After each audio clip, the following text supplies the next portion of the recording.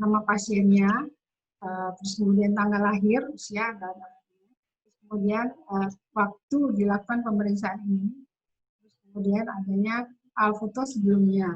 Maksudnya adalah pertama adalah waktu dikerjakan date and time filmnya itu maksudnya dikerjakannya pada saat menggambarkan situasi pasien saat itu. Karena kebanyakan ada foto-foto yang sebelum-sebelumnya itu kadang-kadang berbeda. Dan dalam perkembangannya diperlukan untuk menggunakan foto-foto sebelumnya untuk melihat perkembangan dari pengobatan atau riwayat penyakit. Dalam asesmen ini kita selalu pakai urutannya yang biasanya kita nilai adalah satu dengan mnemoniknya yaitu rotasi, di mana klavikula itu harus dalam fototorak itu harus berada di tengah, dan di tengah di mana proses spinosus dan klavikula itu centering letaknya di tengah. Terus kemudian inspirasi harus cukup. Dinyatakan inspirasi cukup adalah pada saat costa anterior berada di costa anterior 56 berada sejajar dengan berada di tengah di diafragma kanan, atau kita pakai costa posterior yang 7-9 yang berada di diafragma paravertebrae. Proyeksinya juga kita lihat, yaitu biasanya dilakukan adalah proyeksi AP dan PA. Ada juga proyeksi-proyeksi lain, tetapi itu dalam keadaan yang khusus seperti LLD, left lateral decubitals, untuk melihat adanya cairan dari infusi yang minimal. Atau kalau kita ingin melihat lokasi daripada lesi di daerah apex, kita lakukan pemeriksaan top lordotic. Tapi umumnya kita melakukan adalah pemeriksaan dengan PA, karena PA foto itu lebih menggambarkan dan ukurannya lebih menggambarkan keadaan yang sebenarnya. Dengan foto AP, dia akan mengalami magnifikasi. Jantung dan mediastinum mengalami pelebaran. Terus juga expose dari foto sendiri, kadang-kadang ada yang terlalu putih, jadi under penetration, jadi radio opak. Kurang ya, QV dan MA-nya kurang pas ya. Over penetration juga melihat jadi fotonya jadi hitam ya. Ini kita lihat kalau mau lihat bahwa harus centering, kita lihat ini proses spinosis di klavikula jaraknya harus sama ya. Maka itu adalah centering. Tidak mengalami rotasi. Kalau seperti ini centering ya. Nah, harus inspirasi di mana diafragma harus pada level 8 dan 10 tadi katakan atau 5-6 anterior pada dan sebaiknya adalah posisi dilakukan posisi PA, sedangkan posisi AP itu biasanya dilakukan pada pasien-pasien yang tidak bisa untuk bangun seperti tidur dia sakit.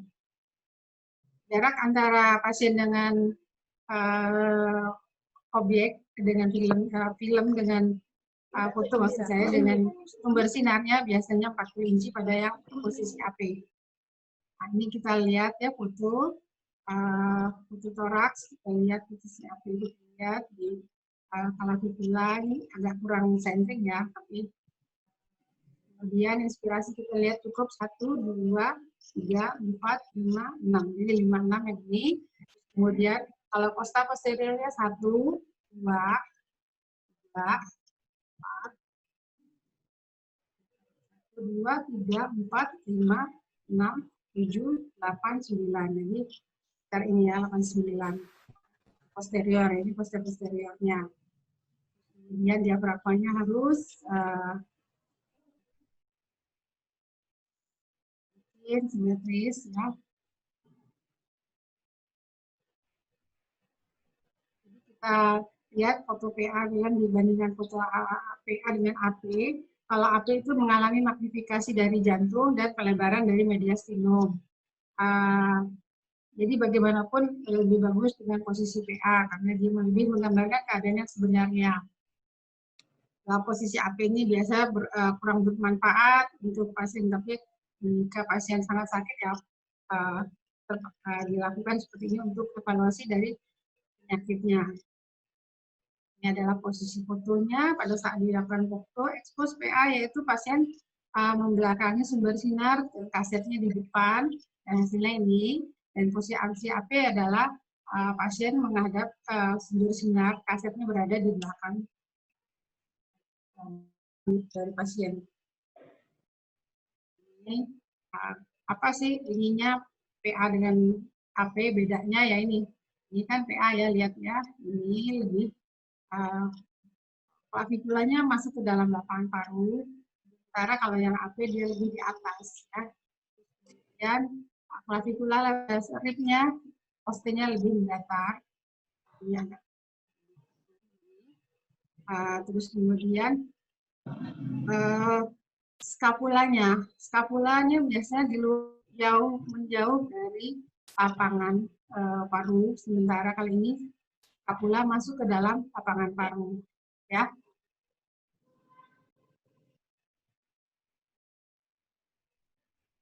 Paru-paru, lapangan paru tampak hitam karena berisi udara ya, di mana 99% adalah parunya adalah isinya air, udara maksud saya, dan pulmonary vascular ini adalah memberikan 1% dan memberikan gambaran hitam pada paru.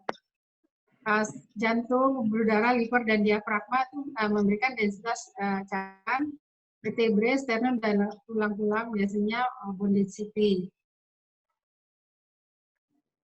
Beberapa penyakit dapat menggantikan alveoli yang terisi air dengan cairan dan akan memberikan densitas cairan. Jadi harus dipengerti patofisiologi dari penyakit tersebut, apa yang terjadi dengan patofisiologi penyakit tersebut, sehingga akan memberikan informasi bahwa di dalam alveolus telah terisi oleh satu cairan atau bahan yang menyebabkan bahan-bahan patologis yang menggantikan dari udara di dalam alveolus. Ini adalah densitasnya ya, kalau udara air tidak ada hitam terus kemudian lemak seperti ini, water itu lebih putih lagi dan densitas bumi itu lebih putih. Ya. Ini juga udara makin kesininya makin putih ya. Bone atau metal ya akan putih. Ini kita bisa menilai ini trakea, gambaran kita karena berisi udara. Ini ya, karinya cabangan dan membungkus kanan kiri. Nah, hanya sampai sini saja yang terlihat, lebihnya tidak terlihat. Terus kemudian ini adalah aortic knob, kemudian ada di daerah hilus, kiri, hilus kanan, hilus kiri dan kanan berisi arteri vena pulmonalis, dan kemudian pada kelenjar getah bening yang tidak tampak pada foto ini. Ini adalah diafragma, ini adalah udara di dalam gaster.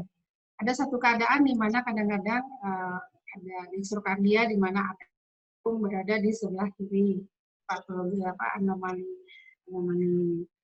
variasi normal yang biasa jadi. Kadang-kadang juga sampai organ-organnya juga berada di sisi kanan. Ini tadi kita bilang under penetrasi, jadi kurang PVMA kilovolt daripada sinar itu kurang pas sehingga memberikan under penetration, jadi warnanya putih, sementara ini adalah berlebihan sehingga gambaran dari corakan paru hilang. Nah, Dalam menginterogasi dialektik X-ray, kita melakukan pendekatan dengan ABCD, di mana airway adalah saluran, isinya ada trakea. Kita lihat adakah deviasi dari pada trakea, kemudian letaknya lokasinya di sentral apa, agak ke kanan atau ke kiri, terus kemudian deviasinya harus dilihat juga apa itu merupakan satu penarikan atau ada proses pendorongan, ya. Kalau penarikan biasanya ada yang kolaps, gitu ya. Kalau yang pendorongan biasanya karena ada fungsi pleura yang luas ataupun ada tension pneumotorak yang luas. Kadang-kadang rotasi ini dari pasien akan memberikan gambaran seolah-olah terjadi defisiensi trakea. Makanya kita harus lihat secara keseluruhan klavikulanya untuk meng-rule out adanya kelainan ini. Kita lihat ya. Ya, ini Karina di lab bronchus kanan kiri. Lihat ya, trakea yang tertarik ke kanan. Ini ada satu proses yang bikin dia menarik karena di sini kosong nggak ada apa-apa. Tidak, ada satu proses di paru kiri, paru kanan yang putih ini menyebabkan deviasi ke sini, artinya dia tertarik. Kalau ini komponen cairan, dia akan mendorong sehingga dia akan deviasi ke sebelah kiri. Tekan. Karina dan bronchus. Karina letaknya di bawah dari trakea ya, di dua kanan dan kiri. Dan ini harus dapat terlihat sebagai landmark saat pemasukan NGT ya. Terus kemudian main bronchus kanan letaknya biasanya lebih pendek dan lebar dan lebih vertikal dibandingkan yang kiri. Apa yang terjadi bahwa kalau main bronchusnya lebih vertikal curam, artinya jadi infeksi lebih sering terjadi di sebelah kanan ya. Di daerah hilus juga kita lihat ya, itu lihat di situ ada arteri pulmonari, terus kemudian ada cabang bronkus utama, terus kemudian ada kelenjar getah bening yang tidak terlihat pada orang-orang yang sehat. Kalau yang tadi dikatakan bahwa hilus yang kiri ya, biasanya lebih tinggi dari yang kanan ya. Dan biasanya ukurnya sama dan simetris. Biasanya kita, kalau tidak simetris, kita mulai berpikir ini adalah ada satu kelainan. Jadi kita lihat tanda-tanda sekunder dari hilus itu penting untuk menjadi landmark. Dan situ keluar dari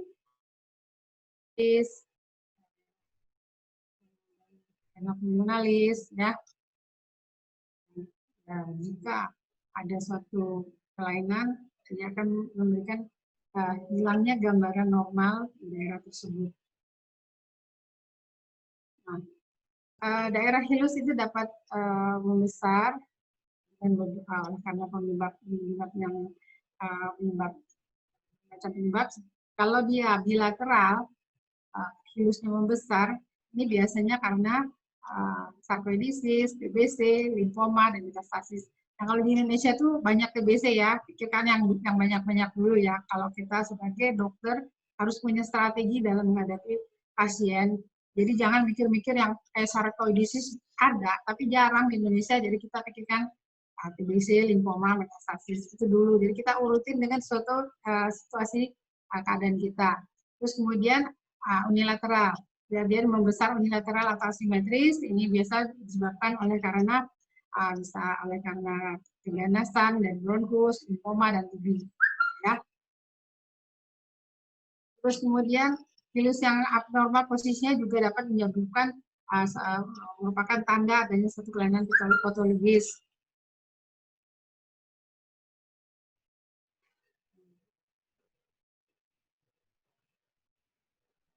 Kemudian kita harus melihat trakea, kemudian ada pembesaran jaringan lunak ya. apakah ada penarikan-penarikan dari hilus ya misalnya. Kita lihat ini adalah kelenjar getah bening di hilus yang membesar. Kita lihat di sini kalau kelenjar getah bening biasanya lobulated seperti ini ya. Kalau pembuluh darah dia di lebih di jari tangan ya ujung lama-lama kecil gitu ya. Selain itu kita harus juga nilai tadi airway, sebetulnya kita lihat pentingnya. Di sini ada paru-paru, kita lihat paru-paru. Nah, kita lihat dibagi 3 zona, zona superior, medial, dan inferior. Kemudian meskipun paru kiri 2 lobus dan kanan 3 lobus, tapi tetap dalam pembacaannya tetap kita harus bilang itu lihat zona-zonanya. Kemudian bandingkan antara zona satu dengan yang lainnya, artinya kanan kiri melihat dan untuk mencari satu lesi yang asimetris ya. Seperti yang contoh sebagai ada yang jantung adalah satu variasi anatomi yang asimetris ya, jadi dia memang normal jadi orang itu ya. Terus kemudian beberapa kelainan paru menyebabkan perubahan yang simetris paru, misalnya seperti edema paru itu dia simetris kanan kiri ya. Dan kita lihat juga pleuranya, normal pleura itu tidak terlihat ya. Jadi kalau sampai pleura kelihatan itu sudah satu ya patologis ya. Dan itu biasanya berupa penebalan dari pleura ya. Kita lihat juga ada peningkatan ini nggak corakan dari densitas, kemungkinan adanya pneumotorak. Jadi kalau pada pneumotorak terjadi udara di antara pleura visceral dan parietal, atau adanya cairan ya, bisa darah ya, hematotorak. Kalau udah ada darah ya hidropneumotorak jadinya ya keadaan. Lihat nilai pasiennya perkusi pleura, crescent ya bentuknya. Yang bilang juga garis muncul, tapi saya tulis yang ini cukup. Terus tambah perselubungan di sini. Bisa jadi ya, ini adalah ada komponen efusi dan ada komponen pneumonia, bisa jadi ya. Kita lihat ini adalah permukaan cairan dalam pleura. Jika kita curiga ada pneumotoraks, tidak perlu kadang-kadang dengan gejala klinis yang sudah hebat, karena ini adalah satu yang emergensi. Biasanya kita tidak perlu melakukan fototorak karena akan memakan waktu, jadi kita harus segera melakukan tindakan. Kemudian selain itu juga penebalan pleura juga bisa juga karena bukan hanya kelainan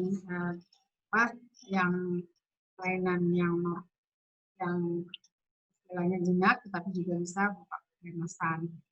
Ya, ini adalah pneumotorak. Kita lihat ya, paru hanya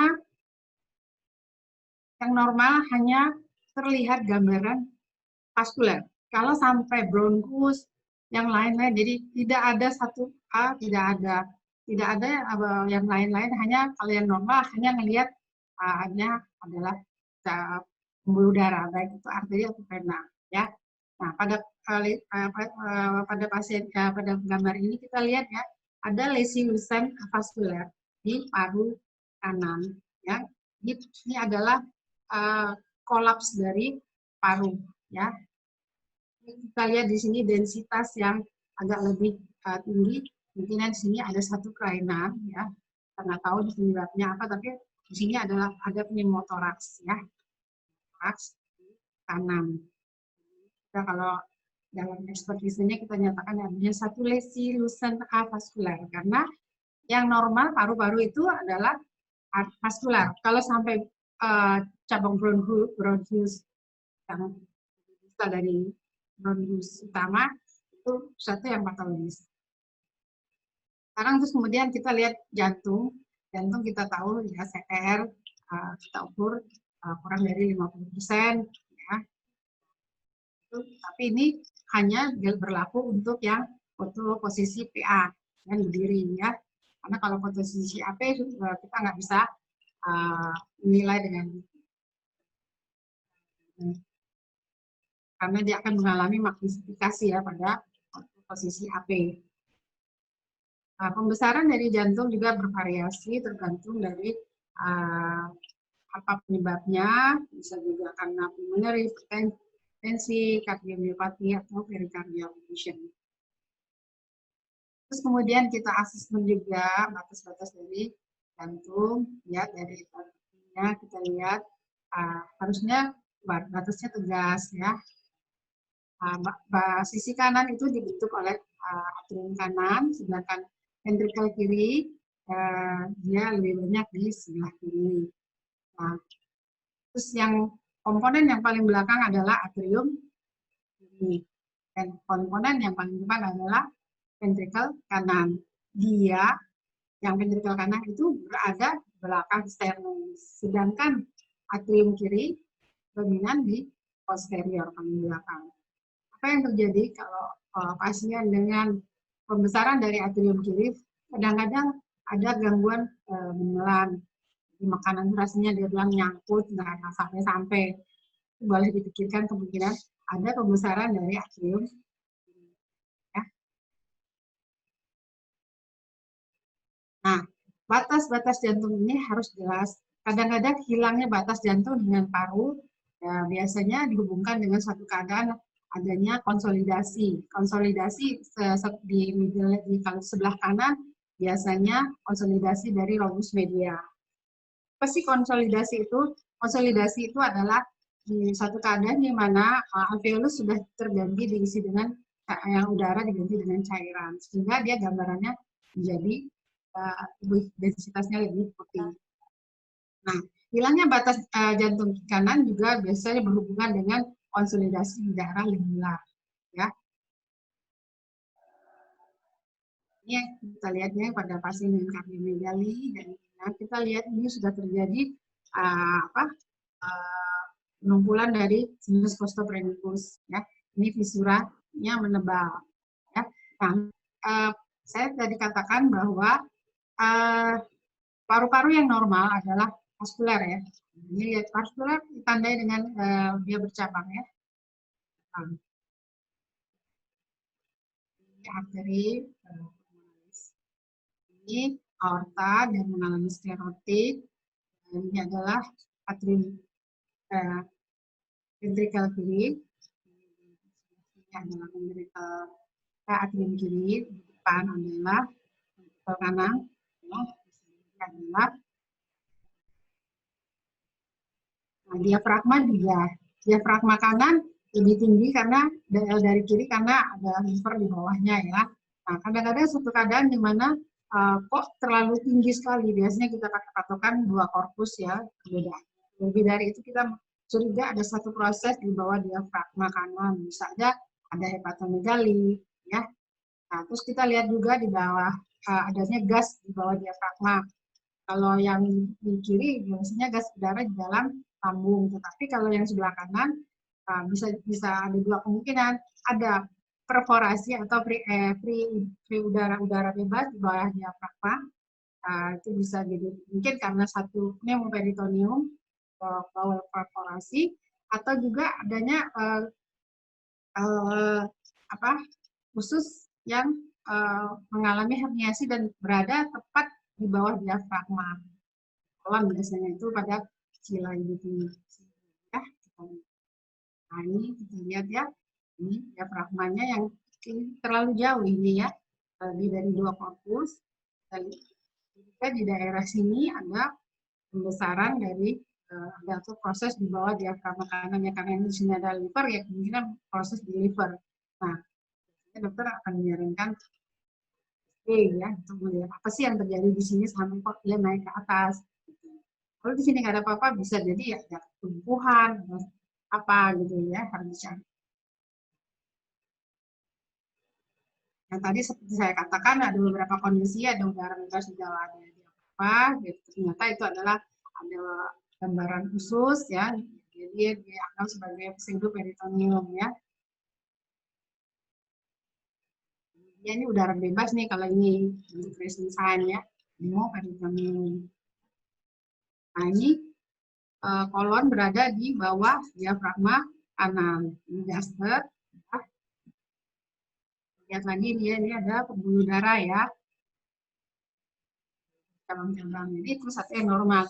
Nah, corakan ini tidak boleh lebih dari 2/3 lapangan paru. Kita bagi 3 dan 2/3 tidak sampai tepi. Kalau sampai tepi kita boleh memikirkan ada hal yang lain, ada peningkatan corakan vaskuler di paru. Nah, osteoporotic angle yaitu harus lancip ya, dan pada keadaan tertentu dia hiperinflasi, jadi dia akan lebih kelihatan datar sehingga kesannya adalah tumpul. Dari sini kita lihat ini adalah sinus costophrenicus, cardiophrenicus. Lihat di sini ada terselubung. Ya, bisa aja di kemungkinannya adalah satu difusi pleura dibarengi dengan adanya pneumonia di sini. Kita lihat ya batas jantung sama paru masih jelas di sini. Artinya si load sign-nya bukan negatif ya. Kalau negatif ya berarti tensinya biasanya berada di belakang dari jantung. Ya, ada hubungan di situ. Ini beberapa area-area yang harus kita perhatikan di daerah paratracheal. Di sini suka ada pembesaran dari tabung, jadi suka kadang-kadang melebar. Atau pada anak-anak kadang-kadang timus di sini. Di sini aorta juga, aortic knob, kadang-kadang yang melebar jadi aneurisma. Terus aorta pulmonary trunk ya, jadi di sini ke hilus itu kadang-kadang ada pembuluh darah atau kelenjar getah ini yang membesar di sini. Ya, ada arteri interlobar, atrium kanan, dan ini ada vena azibus lainnya. Terus cephalus feses ya. Dan ini berada di belakang, jadi pada keadaan-keadaan tertentu seperti hernia, hernia dia akan kelihatan bayangan bagian panas spinal spine. Di sini ada pembesaran massa paravertebrae, terutama pada akses. Nah, kita ada hal-hal yang lain tadi seperti yang sudah kita tahu bahwa adanya mediastinal kontur, aortic knuckle, ada aortopulmonary winding. Tulang-tulang juga kita lihat kemungkinan adanya abnormalities, misalnya ada fraktur atau lesi-lesi patologi ini seperti lesi litik ya. Terus kemudian kita lihat juga soft tissue, lihatnya ada abnormality, ada atau tidak, karena bisa jadi ada trauma atau ada tumor yang terus nilai. Terus kemudian kita lihat juga bahwa dalam putih-putih itu suka ada maker terpasang ya, terus NGT, terus kemudian EKG ya, jadi ada pasang EKG, terus kemudian valve yaitu seperti apa katup buatan, terus pacemaker itu juga harus dilihat ya, seperti ini ya, posisinya udah benar apa enggak kita harus bilang sama dia. Terus kemudian ini adalah apa kadang-kadang buat ya, langsung ke sini. Posisinya sebenarnya yang bagus adalah antara vena cava superior dan atrium kanan junction. Ya. Kita harus menilai. Dan kemudian bahwa dalam report dari radiologi akan menunjukkan spesifik ya, seperti adanya macam-macam, ada infiltrat, terus kemudian kapasitas yang kadang-kadang berupa konsolidasi, efusi, atelektor, ada semua telektasis atau massa. Nah, keadaan ini kadang-kadang kita curiga adalah satu pneumonia atau halang keganasan di paru. Nah, dalam situasi seperti ini tetap kita harus buat satu korelasi dengan ini. Terutama begini, logikanya seperti ini. pada saat kita terima foto. Kalau kita tidak tahu klinis pasien ini, itu sangat-sangat berbahaya sekali karena kenapa? Kita seperti pasien dengan trauma toraks. Pada di foto, dia akan kalau paru itu gambarannya seperti pneumonia. Nah, itu berbahaya sekali kalau kita akhirnya kalau kita tidak tahu underlying disease-nya. Jadi tetap kita harus tahu underlying disease-nya, ya. Itu lagi seperti kita temukan gambaran pneumonia paru. Ternyata ada disease-nya adalah CACRP, ya. Jadi itu tetap harus kita ketahui klinisnya, ya. Kalau dia punya underlying disease-nya CACRP di paru-parunya ada lesi, baik berupa efusi, baik berupa pneumonia, itu kemungkinan satu kemungkinan metastasis, ya.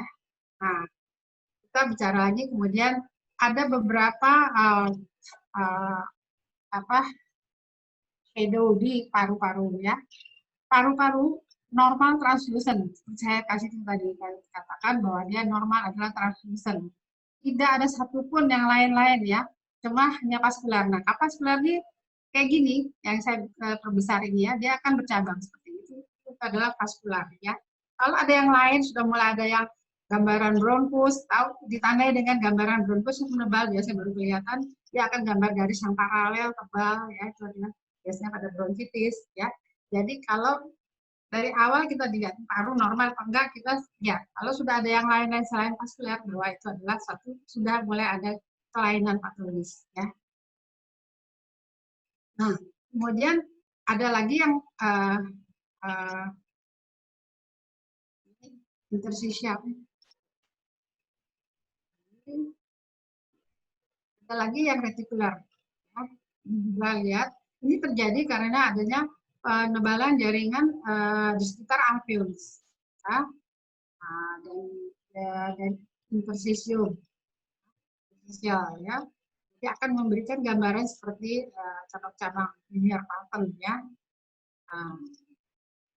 Dan ini juga keadaan ini juga sering terdapat pada fibrosis dari paru dan pneumoconiosis, itu penyakit akibat kerja, ya, bisa karena dia terekspos zat kimia yang dalam tempat kerjanya sehingga dia akan menimbulkan jadi terjadilah fibrosis. Tapi fibrosis di retikular granular, ya. Ada pula yang gambaran nodular yang bintik-bintik seperti ini, ya. Ukurannya 1-5 mili. Biasanya ini pada tinggi miliar atau sarkoidosis juga, atau pada neoplasma, terus kemudian karsinoma yang miliari, terus kemudian dari tiroid dan atau melanoma. Ini nodul-nodul ini. Nah, jadi kalau di Indonesia kita pikir pertama kali adalah TBC dan yang miliar. Khasnya adalah dia sampai ke tepi. Ya. Kemudian tipe seperti ini juga bisa terjadi pada keganasan, ya. Terus kemudian pada yang metastasis, metastasis dari type, ya. Jadi kalau keganasan itu ke paru-paru bisa bentuknya macam-macam, bisa bentuk efusi, bentuk pneumonia, bisa bentuk nodul. Nodulnya juga dari yang miliaris sampai yang oil lesion, ya. Kemudian ini ada juga gambaran yang konsolidasi. Konsolidasi kita ketahui bahwa di dalamnya itu terjadi di mana alveolus sudah terisi dengan cairan. Jadi yang udaranya sudah terganti dengan cairan. Jika bronkusnya masih istilahnya masih hasilnya artinya belum termasuk peradangan, kita masih bisa lihat cabang-cabangnya. Ini namanya air bronkogram.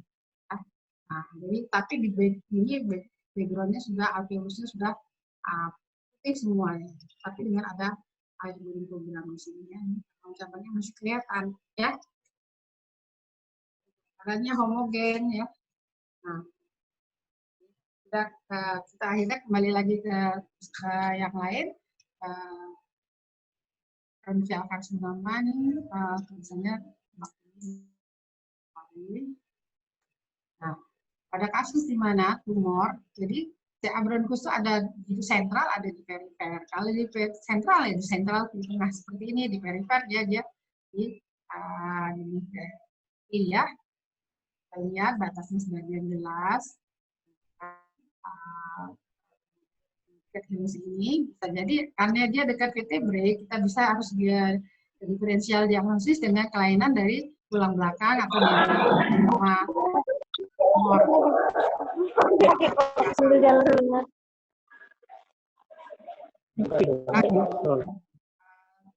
periferal, bronchial tumor ya, dari sentral. Nah, kemudian metastasis kita lihat ya, ada nodul berupa coagulation. Tapi ingat ya, bahwa metastasis itu juga bisa macam-macam. Yang seperti saya katakan tadi, dia bisa ada bentuknya fusi, bentuk miliari, ya, kayak seperti TB miliar, atau bahkan bentuk pneumonia. Kalau kita temukan pasien dengan keganasan, terus kemudian di screening di paru-parunya ada lesi, pikirkan itu pertama kali adalah satu metastasis. Dengan tadinya artinya sudah jadi 4.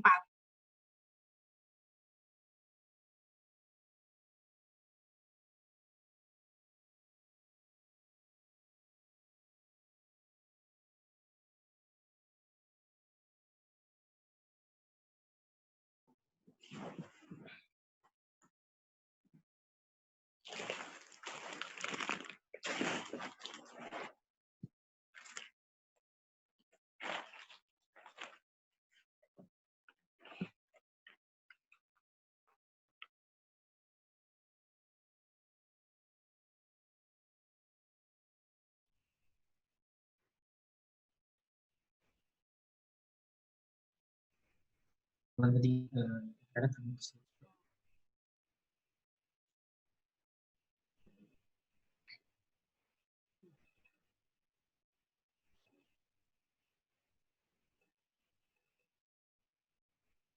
Maaf ya, tadi sinyalnya lagi. Jadi gitu ya. Jadi ada primer, ada yang sekunder. Gambaran radiologinya yaitu ada peningkatan densitas ya, dari oleh karena adanya eksidat di daerah alveolar space ya. Konsolidasinya juga bisa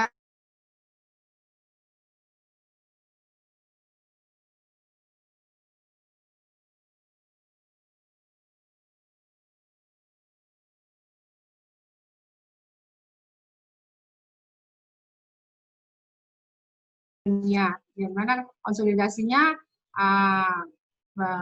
bercak-cak setempat-setempat ya.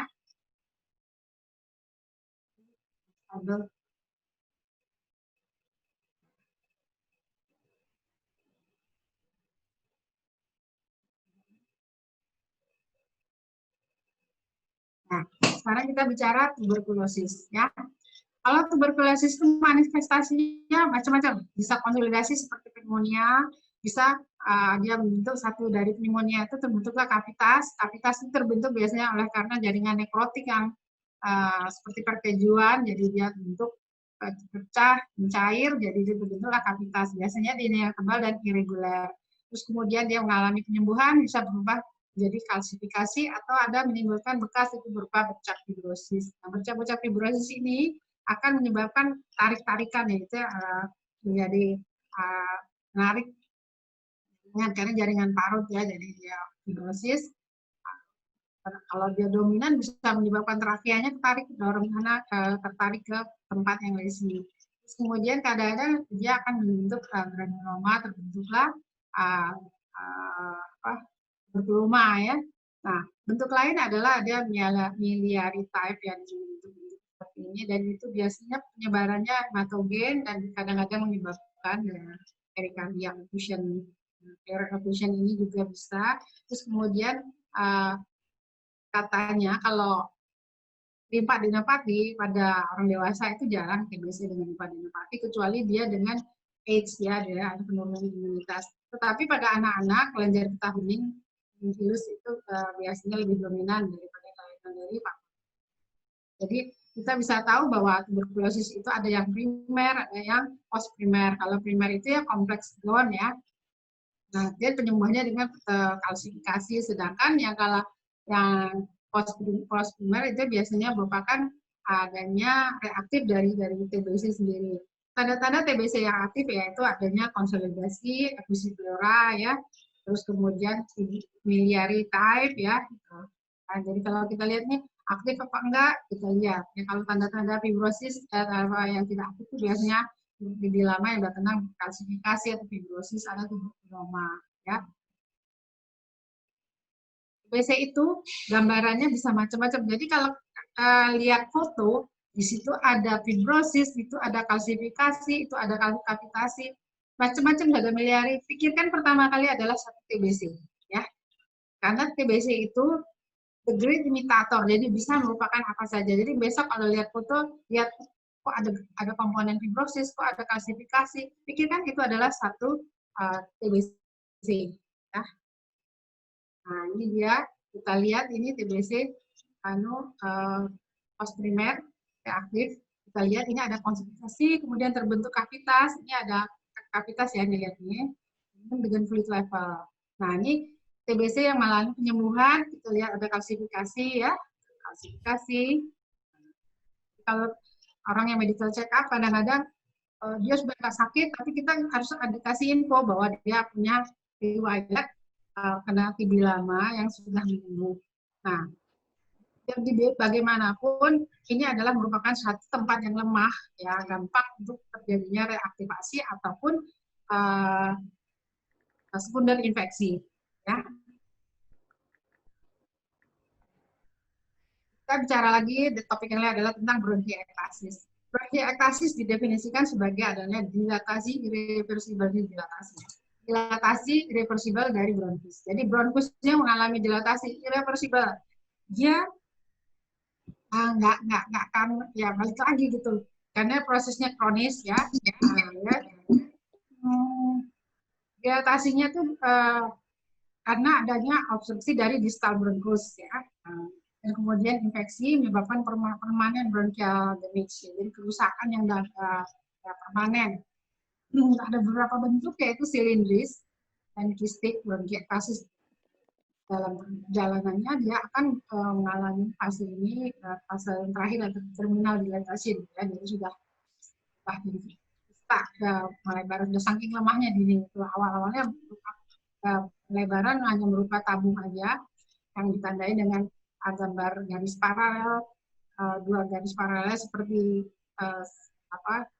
rel kereta api ya katanya orang, ada tramline istilahnya ya, gitu. Yang radiasi ke dari hilus diafragma. Terus kemudian bronkiekstasi, jadi dia ada yang dilatasi sampai terlalu lemahnya saya membentuk seperti kista ya, bentuk ring ya. Kadang-kadang terisi dengan cairan. Nah, ini gampang sekali untuk terjadi infeksi, biasanya disertai dengan konsolidasi. Terus kemudian karena ini proses selama sering mengalami bahan dari fibrosis. Dia gambarannya lihat ini bulat-bulat seperti ini, gambaran dari bronkiektasis, jadi pelebaran dari bronkus ya. Kita lihat ini banyak seperti ini, dan ada yang sudah mengalami dilatasi kistik. Ini yang paling jelas sekali kistik ya. Kemudian ini daerah konsolidasi, dia terselubung. Jadi kalau lihat foto udah terselubung-selubung ini, pikirkan itu adalah satu konsolidasi, ya. Lihat aja tuh gampang. Nah, tinggal kita lihat underlying disease-nya, balik lagi ke pasien.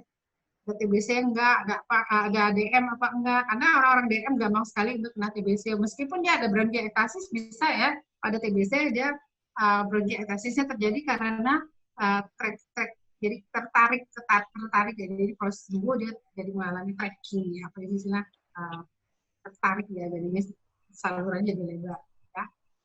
Sebelah kanan yang sebelah kiri terlalu banyak ya.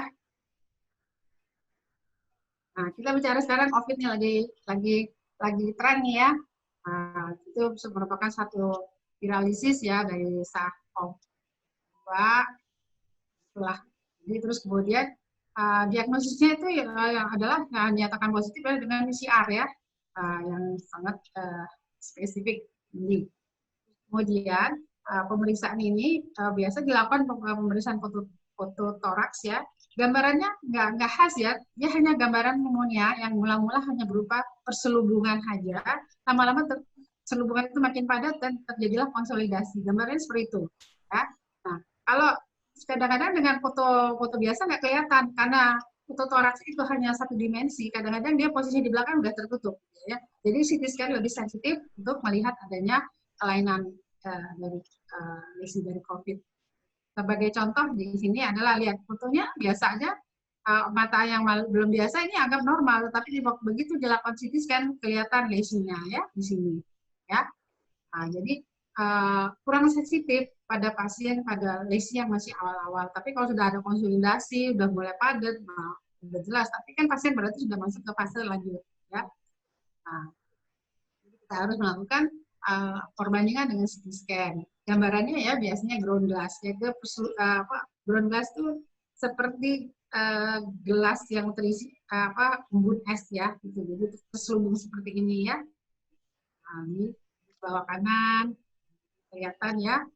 Nah, dilakukan waktu saat di foto ini belum kelihatan, tapi 1 jam kemudian pas di foto CT scan, jadi tidak terlalu jauh waktunya ya, bahwa di sini kelihatan banget ini ada lesi di sini dengan cara CT scan ya. Juga kita lihat ya, pada awal-awal dia belum ada apa-apanya, tapi sudah beberapa 4 days later ya, jadi 4 hari kemudian pasiennya sudah memakai ventilator dan sudah macam kabel di sini ya. Awal-awalnya memang jadi pada fase early belum memperlihatkan kelainan ya. Gambarannya cuma konsolidasi aja kayak pneumonia ya. Gitu. Nah, kalau dengan CT Peters itu katanya kalau gambaran ground glass opacification itu jadi putih-putih kayak itu terselubung itu adalah 80%. Posisi yang biasanya bilateral terbanyak di posterior, terus kemudian mengenai beberapa lobar lobus ya. Kemudian peripheral distribution jadi di tepi. Nah, gambaran konsolidasinya ini ya 32%. Artinya kalau sudah fase lanjut itu sudah konsolidasi. Yang mula-mula hanya berupa perselubungan yang belum begitu padat. Nah, dengan berjalannya waktu pada 0 sampai 4 hari gambaran ground glass appearance ya, pada mengenai beberapa lobus, kemudian ada progresif stage, gambaran giginya meningkat menjadi lesi pattern. Jadi artinya makin banyak ya. Nah, pada hari ke-10 dan 13 terjadi konsolidasi.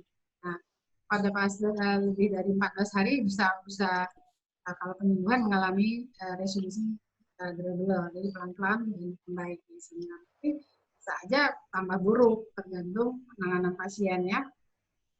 Nah, sekarang kita bicara pneumotoraks ya. Tadi sudah cerita sih pneumotoraks, tapi kita mau lebih dalam lagi, di mana pleura ini diisi oleh udara antara pleura visceral dan parietal. Gambaran ronsennya adalah ada garis halus ya di pada pleura visceral. Kemudian hilangnya lung marking. Jadi kita tahu bahwa lung marking adalah gambaran vaskular ya.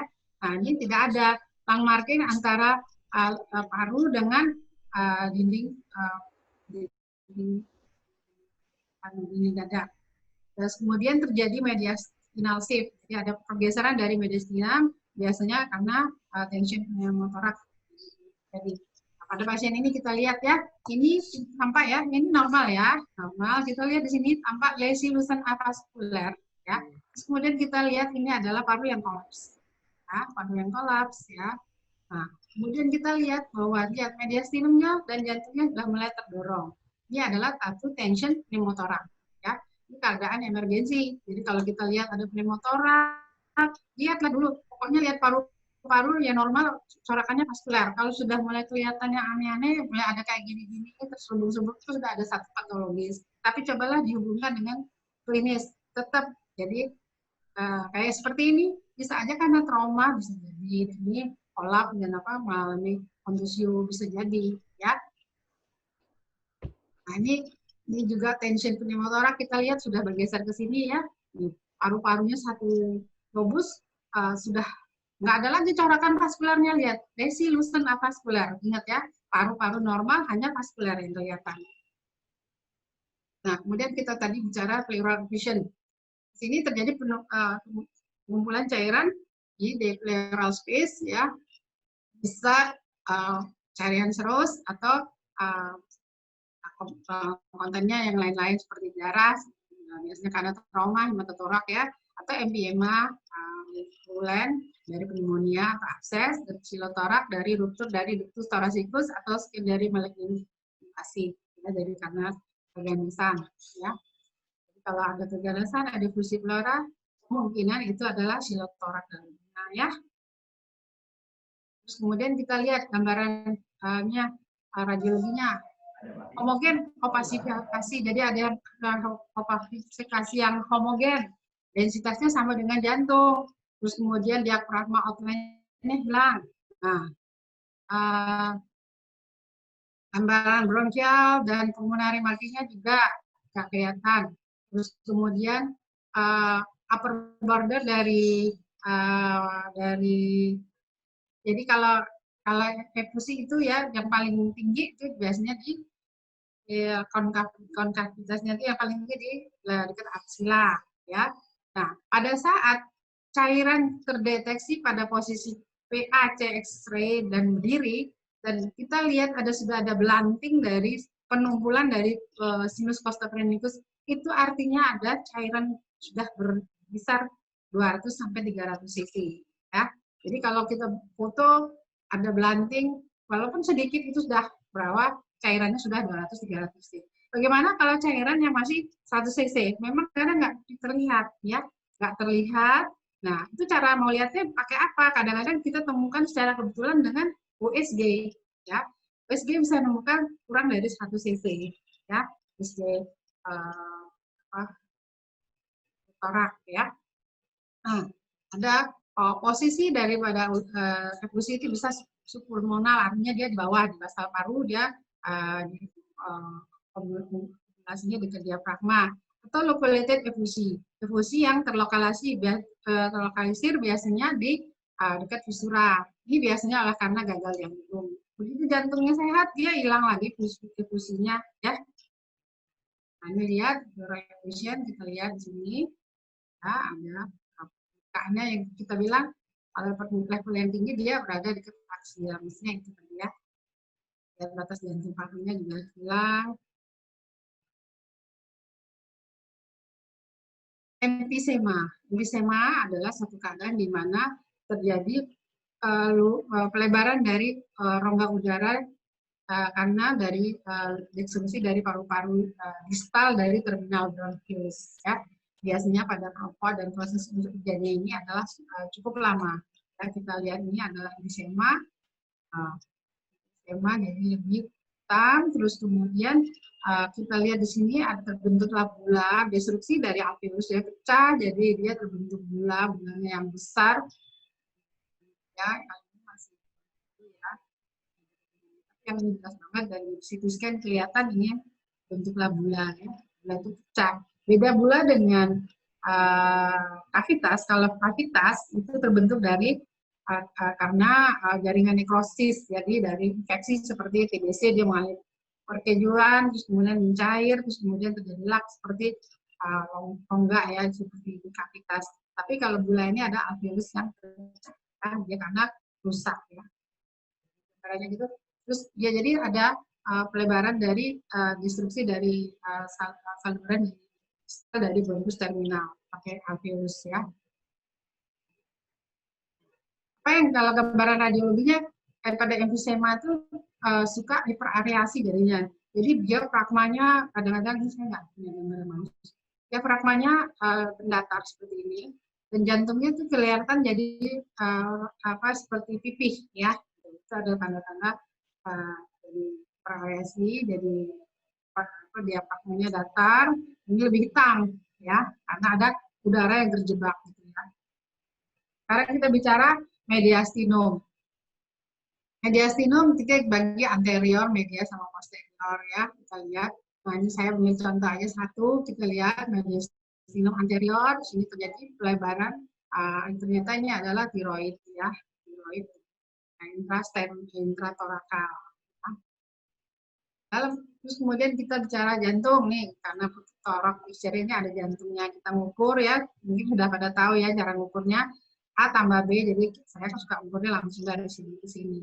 Ya. Ini saya jumlahin, semua jumlahnya 6. Nah, ini sini ke sini, ini adalah C.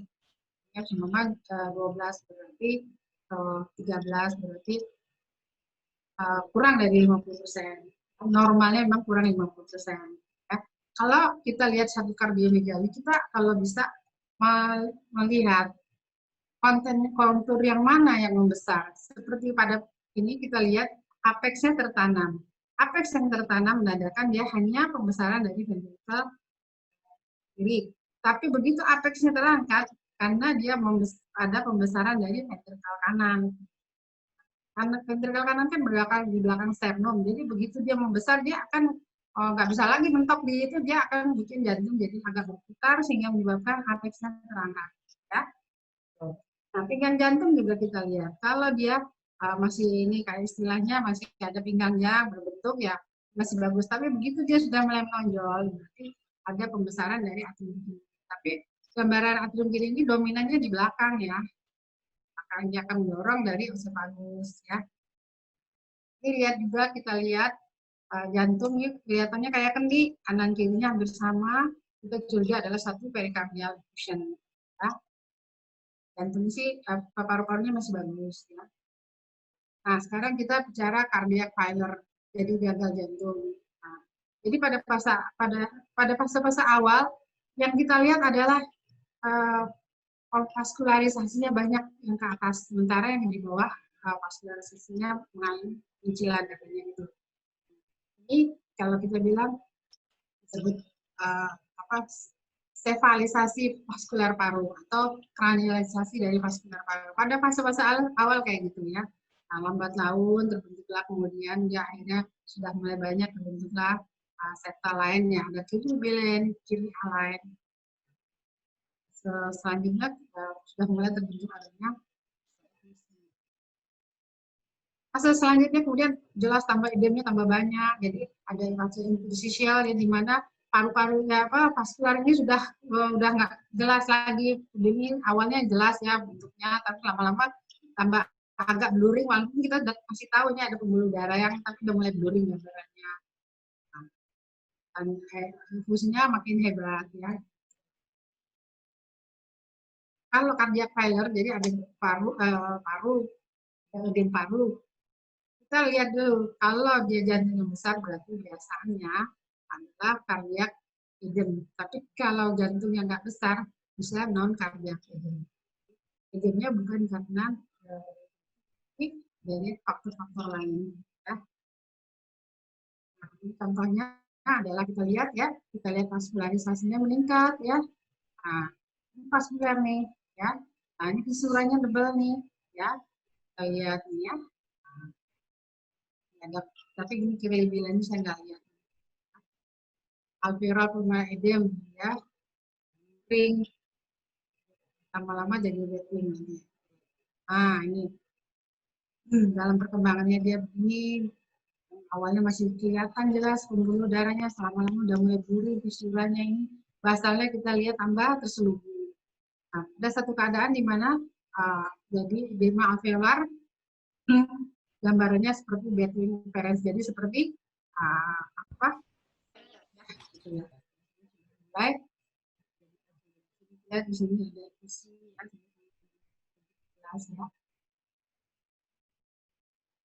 Terus kemudian kita lihat arteri hipertensi. Ini juga keadaan yang darurat ya sebenarnya. Nah, jantung membesar, pembuluh darah ini mau ke paru-paru susah. Jadi dia mengalami arteri pulmonarisnya melebar. Jadi biasanya ini ada gangguan di paru-paru. Ya. Jadi cardiac enlargement biasanya dengan pembesaran ventrikel kanan, ya, hipertrofi. Misalnya dilatasi pulmonaris ya, distal ya. Jadi makin kecil ke bawah makin kecil ya. Terus kemudian di standard dari main pulmonary artery, bridging ya. dari aorta nikel ya. Jadi kita harus lihat semua film itu, bahkan yang normal pun kita harus lihat kanan kiri. Kita mulai dari urutannya tadi seperti rotasi ada apa enggak, inspirasi gimana, penetrasinya gimana, terus kemudian ABCDE-nya ya kita lihat itu ya, RW, breathing, terus kemudian form, terus kemudian apa, fungsinya. Coba kita lihat urutannya ini harus, kalau bisa ingat aku belum lihat apalagi semuanya. Nah, sebelum kita melakukan keputusan, kita harus tetap toleransi dari kita. Kita katakan tadi bahwa kita lihat foto pneumonia, ternyata underlying-nya adalah bahwa dia trauma toraks. Gambarannya mirip, putih gitu. Nah, itulah yang saya bilang kita harus memerlukan korelasi dari klinis. Saya rasa cukup sekian. Assalamualaikum warahmatullahi wabarakatuh. Baik, terima kasih kepada Dr. Erni yang sudah menyampaikan materi tentang toraks. Mungkin ini ada beberapa pertanyaan yang sudah teman-teman kirimkan.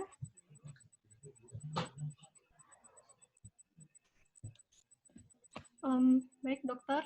Untuk pertanyaan yang pertama, yaitu dari Alfa. Pertanyaannya, kadang masih sulit membedakan antara bronkopneumonia di mana vaskularisasi meningkat dengan translusen, gambaran normal. Apakah terdapat tips mudahnya untuk membedakannya? Vaskularisasi maksudnya masih normal? Iya. Bronkopneumonia. Oke. Sebelum saya menjawab, bahwa kembali ke definisi. Bronkopneumonia kelainannya di mana?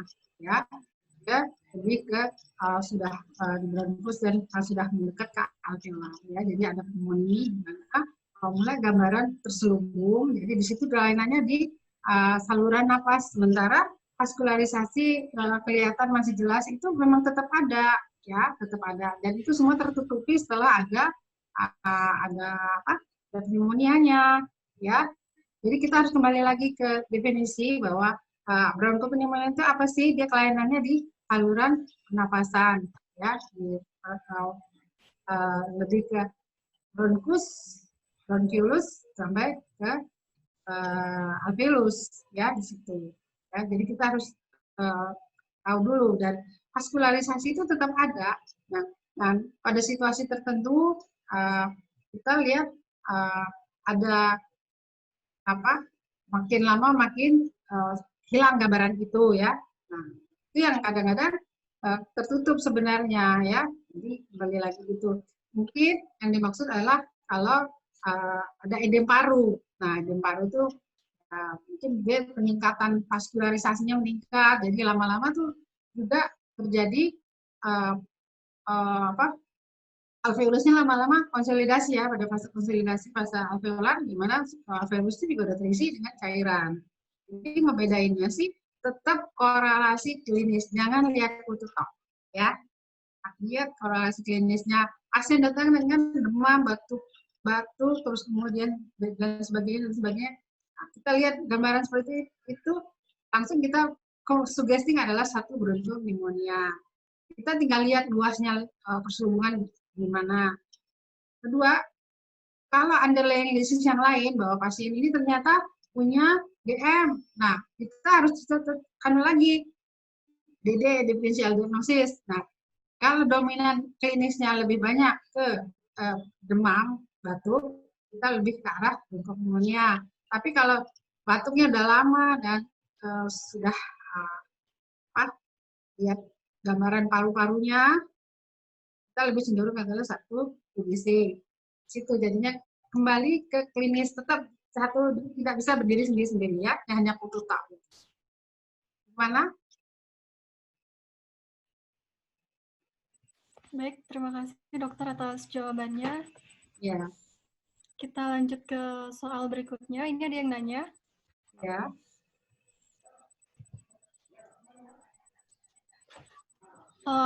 Kapan sekiranya kita harus mengusulkan pemeriksaan radiologi tambahan Apakah ada indikasi untuk menambahkan pemeriksaan radiologi pada kasus tertentu? Karena untuk pemeriksaan radiologi biayanya juga terbilang mahal dan juga terlalu banyak paparan radiasi. Gitu ya. Kita melihat kembali lagi ke klinis lagi, bahwa seperti contoh bahwa pada saat kita lakukan pemeriksaan torak, kita menemukan satu lesi yang ternyata itu gambarannya menyerupai tumor.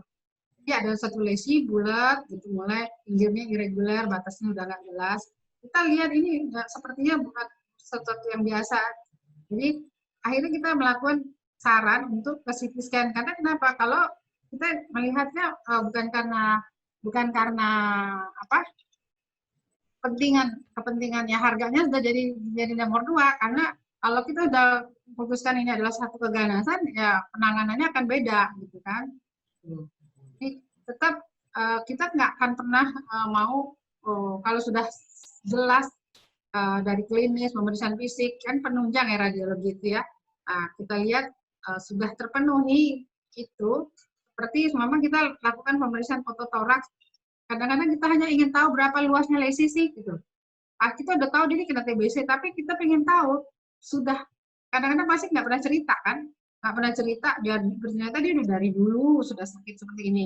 Nah, hal yang nggak dia bisa sembunyikan adalah kita udah mulai lihat ada fibrosis, ada gambaran kavitasi, nah gambaran kalsifikasi. Jadi dia kalau mau bohong sama kita udah tahu nih dia ini sebenarnya udah lama, bukan baru seminggu 2 minggu, proses sudah lama gitu. Jadi itulah yang mengharuskan kita kadang-kadang menyarankan untuk petugas yang lain sudah untuk menjelaskan kelainannya. Kalau jelas kelainannya tinggal diterapi. Kalau sederhana kita juga lihat ya, dihubungkan ke pasiennya bukan hanya demam dan baru berapa hari tinggi, kita lihat progresivitas penyakitnya juga. Saya rasa kalau sudah jelas kita nggak akan pernah mau menyarankan untuk pemeriksaan lainnya, kecuali semama kayak tadi saya lihat bahwa diafragmanya kok tinggi nih, ada apa nih, livernya pasti ada masalah, tapi kita mulai lagi periksa yang lain, coba lihat ureum kreatinin, liver fungsinya gimana pasien ini, nah gitu ya. Atau kita mulai tanya lagi anamnesis, Bapak ada suka sakit nggak sebelah kanan gitu kan. Jadi kita harus tanya. Kalau ada untuk mempertajamkan diagnosis, ya kita terpaksa melakukan itu.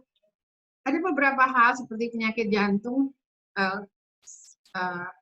cardiac liver ya, mana terjadi bendungan dari vena cava inferior mau balik ke jantung itu sulit karena ada gangguan jantung kanan, menyebabkan jadi bendungan di liver. Jadi nanti kita bisa ukur nih vena cava inferiornya melebar apa enggak gitu. Kalau ada bendungan kan kalau dibiarkan berlama-lama akan menyebabkan livernya menjadi sirosis ya itu. Jadi itu yang kadang-kadang kita perlu untuk memprediksi kemungkinan-kemungkinan yang lebih jauh bisa terjadi ini gitu loh. Jadi kita sudah bisa memprediksi kalau ini dibiarkan lama-lama akan seperti ini.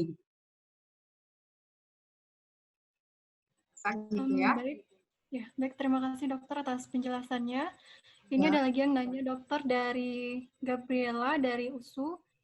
Dia pertanyaannya, CTR yang normal ketika posisi supine itu kurang dari 55% atau kurang sama dari 55%. CTR ya, kardiotorakik. Ya. Nah, jadi seperti kita ketahui kalau supine itu pasti posisinya AP. AP itu bisa AP supine, AP erect, berdiri. Jadi apapun itu kalau berdiri dia akan mengalami magnifikasi. Jadi kita tidak bisa menilai jantungnya secara bahwa ini ada pembesaran. Tapi kalau kita lihat besarnya terlalu berlebihan, dan itu kita harus lihat lagi inspirasinya cukup apa tidak.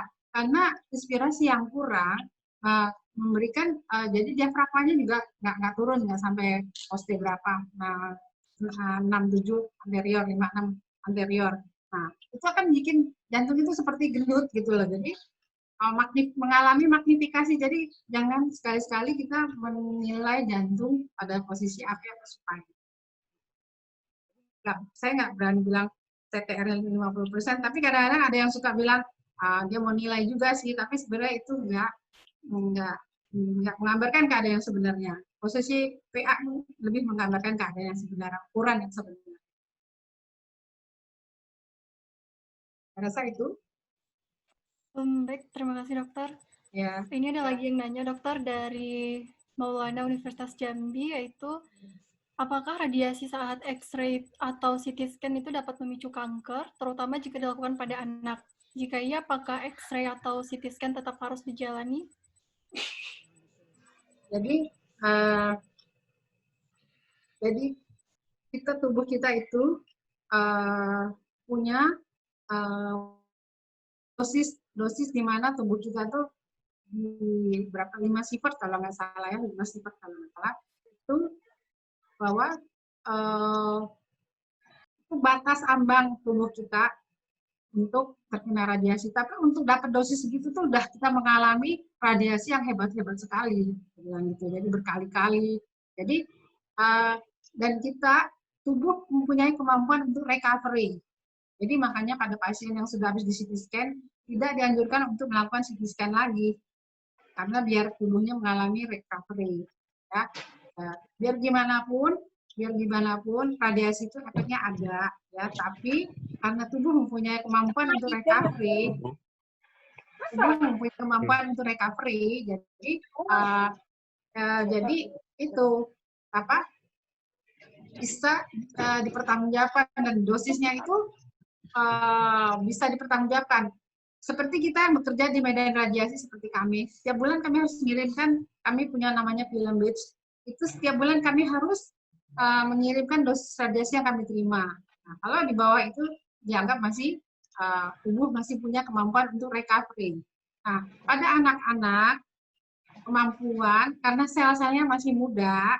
Nah, sel-sel yang masih muda itu kan dia belum istilahnya belum, banyak sel-sel yang masih muda, banyak sel yang belum matang. Dan itu kalau kena sinar, beberapa literatur mengatakan dia akan berubah sifatnya. Nah, dari 90 ada 100 sel nih kena sinar. Nanti yang 98 itu bisa recovery. Yang 2 ini saya nggak berani ngomong.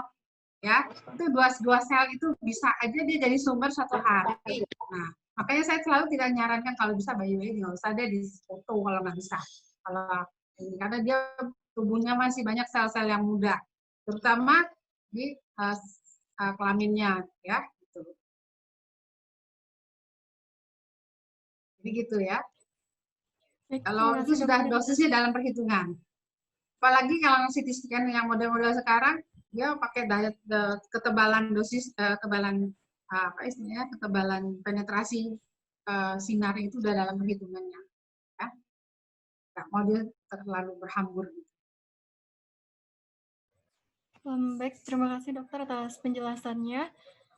Berikutnya ada pertanyaan dari Lestari Unja. Pertanyaannya, apabila secara klinis sudah tidak ada lagi gejala dan pemeriksaan radiotoraks masih tampak gambaran granuloma, kavitas, dan fibrosis, apakah pengobatan tetap dilanjutkan atau tidak? Sekarang kalau gini, kita klinis sudah nggak ada. Jadi orang yang kena TBC itu minum obat 4 bulan itu udah hilang gejalanya. Makanya beberapa kasus pasien tuh akhirnya putus obat. Nah, udah hilang gejalanya, tapi proses terus ada. Jadi beberapa kasus kadang-kadang nggak hanya itu, kadang-kadang hanya kelenjar getah benihnya aja yang nampak, ya kebetulan nampak, dia masih besar. Tapi udah klinis sudah nggak ada gitu ya. Nah, itu jadi tetap kalau menurut saya dia masih kavitas, efusif, itu adalah tanda-tanda yang masih aktif, ya. Sampai gambarannya dia akan mengalami fibrosis, nanti hilang sendiri kok. Saya nggak ngasih contoh ya, ada beberapa foto, jadi dia sebelum dikasih obat, sesudah kasih obat itu akan hilang sama sekali, gambaran infiltratnya hilang sama sekali. Jadi tetap kalau menurut saya dikasih, tapi bukan itu kewenangan dokternya merawat. Kita akan infokan bahwa ini masih ada proses aktif di paru-parunya.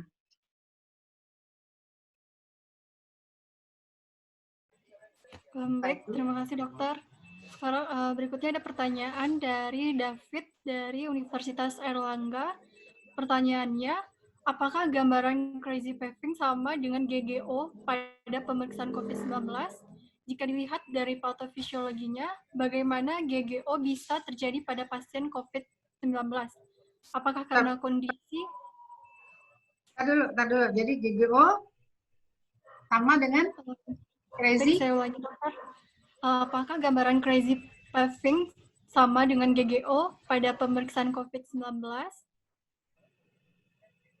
Oke. Jika dilihat dari patofisiologinya, bagaimana GGO bisa terjadi pada pasien COVID-19? Apakah karena kondisi vasoplegi pembuluh pulmonal atau karena ARDS? Kemudian bagaimana cara membedakan posisi GGO perifer atau sentral? Jadi gini, ini kalau secara fototorak ya, gambarannya COVID itu nggak khas ya, cuma gambaran pneumonia. Nah, pada awal-awal semuanya gambarannya hanya berupa gambaran ground glass appearance. Gambaran ground glass appearance itu gambarannya seperti apa ya, halus banget tapi putih, bukan gambaran normal gitu. Nah itu masih prosesnya terjadinya di parenkim dari paru. Nah, seperti kita ketahui bahwa COVID ini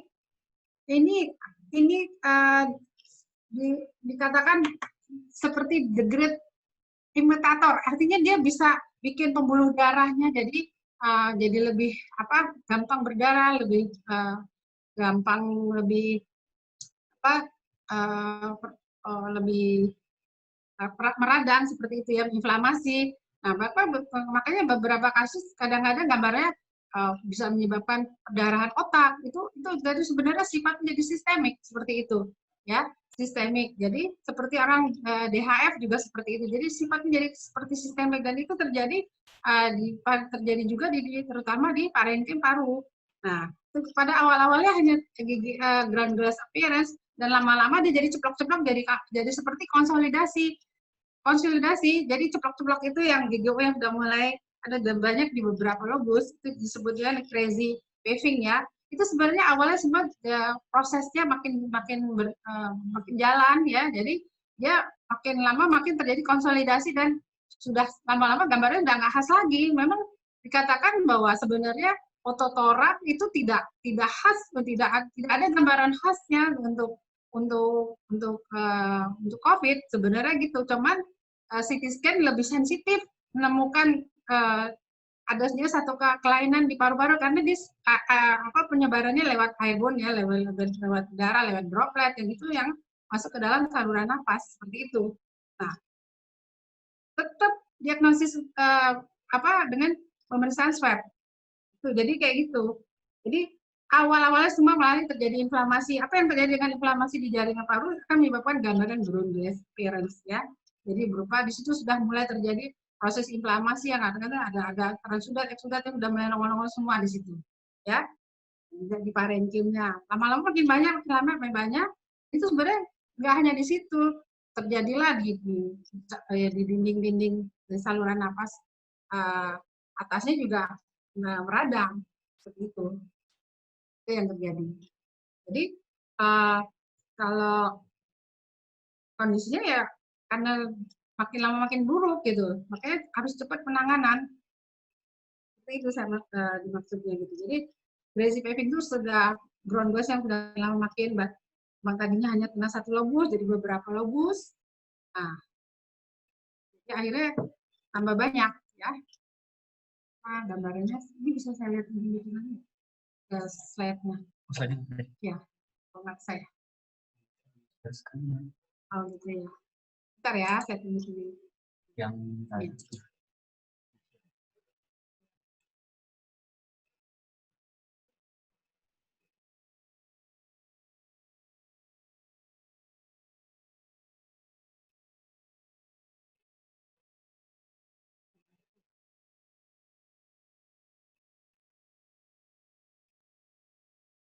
Nah, sayangnya saya nggak gambar itu nggak ada ya.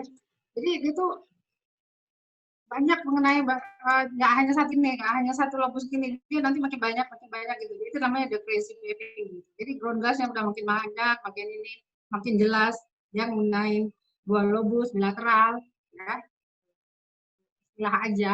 Tapi pada dasarnya orang kan sekarang apa semua dihubungkan dengan COVID, padahal dia cuma bronchopneumonia. Tapi ya itu akhirnya kan tetap rapid test segala macam pemeriksaannya nggak hanya satu gitu ya. Karena begitu zamannya COVID ya semuanya jadi dianggap COVID gitu. Padahal akhirnya pemeriksaan yang sampai terbukti bahwa dia bukan COVID. Gitu. Gambarannya benar-benar nggak khas ya, cuman dia progresif ya, cepat gitu ya. Nah itulah yang kadang-kadang kita harus penanganan segera gitu. Ini ground glass yang positifnya 80% ya. Nah, kadang-kadang lebih banyak bilateral, lebih posterior, lobar, peripheral distribution, ada konsolidasi sudah numpuk sudah alveolusnya tergantung dengan cairan sudah. Kalau yang masih ini masih belum semuanya, masih ada komponen udaranya yang menyebabkan dia serubung aja. Ini kan ground glass appearance, jadi itu serubung gigi. Mana?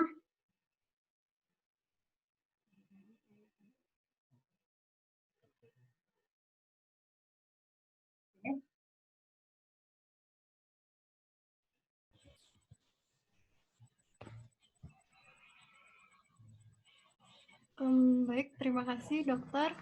Ini ada satu pertanyaan lagi, yaitu dari apa keunggulan dari pemeriksaan radiologi menggunakan X-ray dibandingkan dengan pemeriksaan radiologi? Maaf, saya ulangi, dokter. Ya. Apa keunggulan dari pemeriksaan radiologi menggunakan X-ray dibandingkan dengan pemeriksaan radiologi lainnya, seperti CT scan, MRI, dan sebagainya, khususnya dalam mendiagnosis suatu penyakit? Dan apakah ada kekurangan, seperti apakah ada dari pemeriksaan radiologi menggunakan X-ray, dok?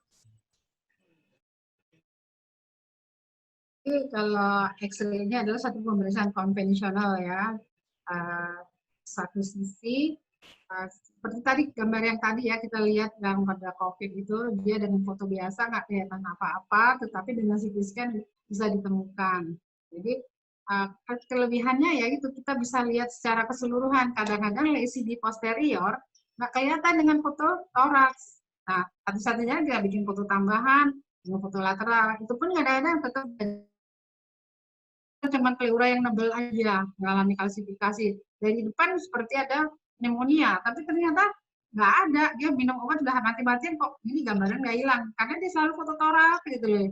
Dan ternyata setelah di CT scan, cuma pleura ini udah mengalami kalsifikasi, ada nggak dikasih obat, cuma memang pleura yang mengalami kalsifikasi itu selalu nyeri, dibikin karena dia ada friksi ya di pleura visceral sama parietalnya. Nah, keunggulan dari kalau kayak X-ray tahu sendiri kan dia ada konvensional, jadi sebenarnya dia lebih ke screening kalau seumpama ada kelainan gitu ya. Kalau seumpama kelainannya kita curiga ini kayaknya ada yang lebih serius, kita mau lebih digali lagi. Kalau foto toraks terbaiknya adalah dengan CT scan. Nah, kalau MRI itu paling rentan dengan pergerakan. Jadi napas itu kalau gerak itu susah. Jadi dia akan kalau sudah gerak gambarannya pasti kabur. Nah, cuman keunggulan MRI untuk di rigi torak itu dia lebih bisa melihat kalau ada kelainan sama tumor sudah sampai mengenai pembuluh darah apa tidak, sudah kena berada sekitarnya apa enggak, itu bisa dinilai dengan CT scan dan dengan MRI. Jadi masing-masing punya kelebihan ya. Sebagai contoh seumpama nih, yang ekstrim aja, bahwa ada pasien ileus, di situ terjadi distended dari usus-usus, menebalan usus-usus dan banyak udara. USG bukan jadi pilihan dalam hal ini. Kenapa? USG paling lemah kalau sudah ada udara, jadi gambaran jadi kabur semuanya. Apa pilihan kita selanjutnya adalah bikin abdomen dua posisi.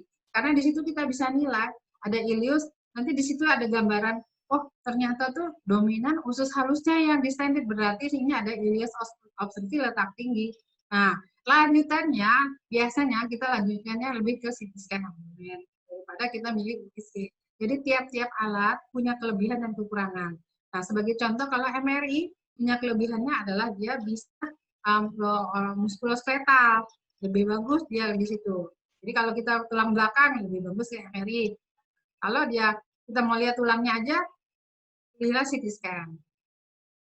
Jadi masing-masing punya kelebihan. Dan kita juga sudah menghitung dosis radiasi. Sekarang alat-alat yang terbaru keluar tuh dosis yang diterima pasien berapa. Nanti kita bisa lihat, oh ini masih di bawah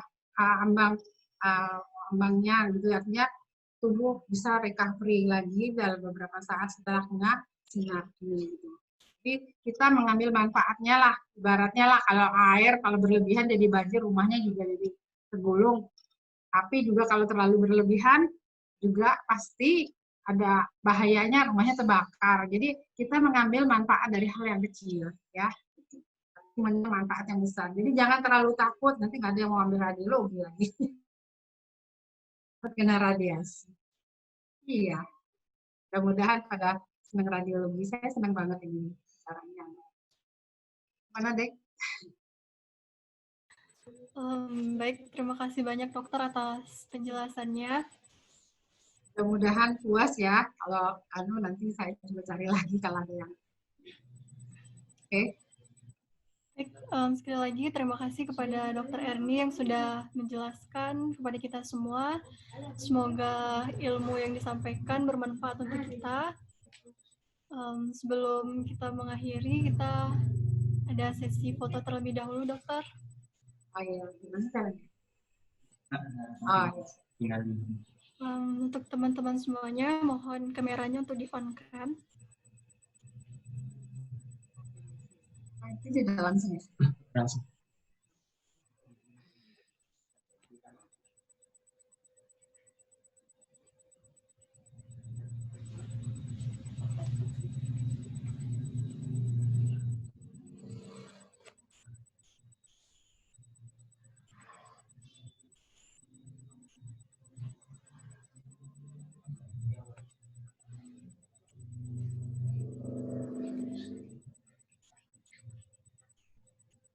Baik, saya hitung sampai 3. Silakan tim yang foto, tim dokumentasi.